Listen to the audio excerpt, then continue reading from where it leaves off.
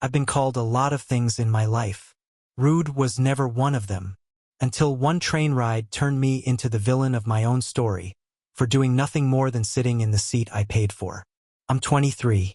I travel alone for work twice a month, same route, same train. I know this journey like the back of my hand. I know which side gets the morning sun. I know which coach has the broken air conditioning. I know exactly how long the layover is if I need to switch platforms. That day, I had a reserved window seat, the good one, the one everyone fights for. My ticket had it printed clear as day. The coach itself had the seat markings painted right there on the wall above it. No confusion. No gray area.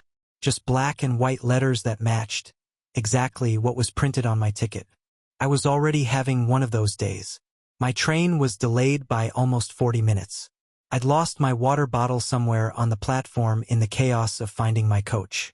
I had work waiting for me on my laptop, deadlines I hadn't touched yet, and a meeting the next morning I genuinely could not afford to walk into exhausted. All I wanted, the only thing I wanted, was to sit down by that window, put my earphones in, and disappear for the next few hours until I reached my stop. That is not what happened. An elderly couple approached my seat. Both of them somewhere around 72 years old. And before I could even settle in, before I could even say hello, the man told me, not asked, told me, that I was sitting in their seat. I stayed calm. I showed him my ticket.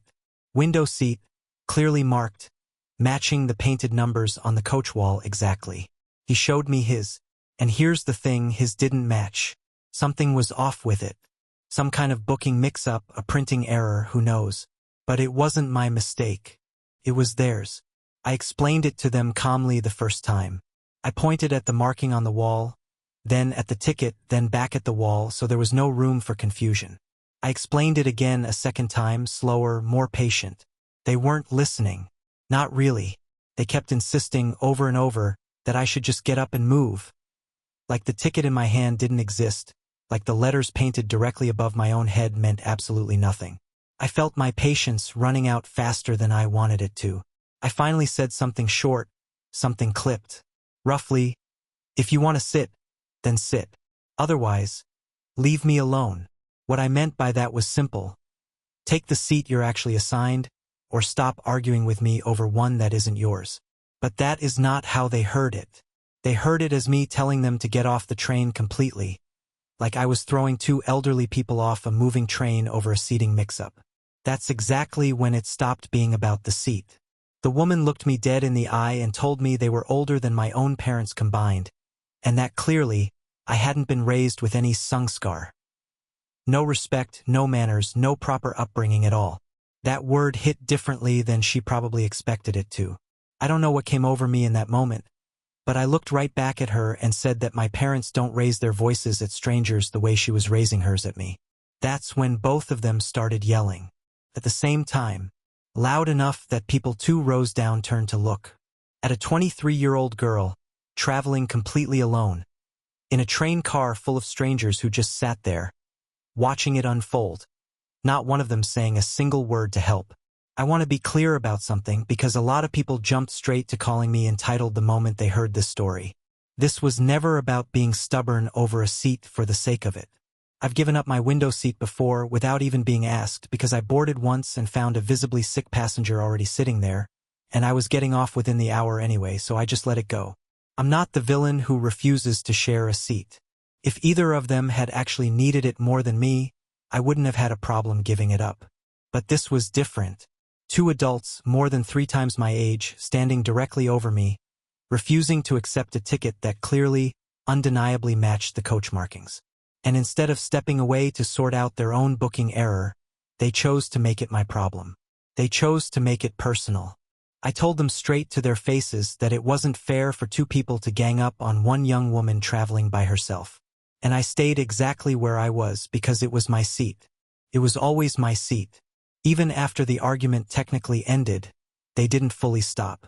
Little comments here and there, mutters under their breath, just loud enough for me to catch, until I finally gave up trying to keep the peace, put my earphones in, and shut the entire world out for the rest of the ride. But here's the twist that made me question everything I thought I understood about that couple. Later on that same journey, I watched the husband start yelling at a completely different passenger. over something entirely unrelated to me or my seat. And I watched his wife, who had proudly told me, mid-argument, that she was a retired school principal, toss her trash straight onto the platform like it was nothing, like there wasn't a bin 10 feet away. That's when it really hit me. This wasn't a one-time bad day for them.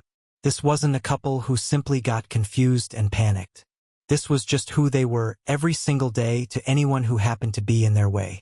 People keep asking me the same question, over and over, in every comment section this story has landed in. Why didn't I just find the conductor? Why didn't I just walk away and let train staff sort it out instead of yelling back? Here's the truth nobody really wants to hear.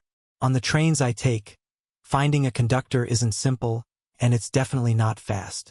I've made this exact trip more times than I can count since April, twice a month like clockwork, and not once, not a single time has my ticket even been checked. Walking through multiple train cars, alone, hoping to randomly stumble across staff somewhere down the line, while two people stood directly over me arguing louder by the second, was not a realistic option in that moment. It's easy to say what you would have done from the comfort of reading this after the fact. It's a very different thing when you're the one actually being cornered, in real time with nowhere to go. I don't regret keeping my seat. I know without a doubt that I was right about that. What I do regret is that it turned into a shouting match at all. I don't like yelling. I've never once had a train argument in my life before this, 6 years of solo travel, and this was the first time it ever escalated like that.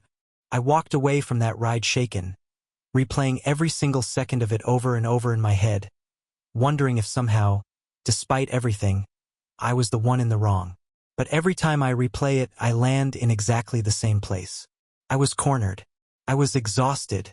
I was 23 years old, sitting alone, defending myself against two adults who simply refused to take no for an answer. So here's my question for you. Was I actually the one in the wrong here? Or were two grown adults, 3 times my age, simply used to getting their way their entire lives, and furious that, for once, someone didn't just roll over and hand it to them? Drop your verdict in the comments, AITA or NTA. And if this story had you picking a side the whole way through, you already know exactly what to do. Subscribe, because trust me, the comments on this one are going to be a war zone.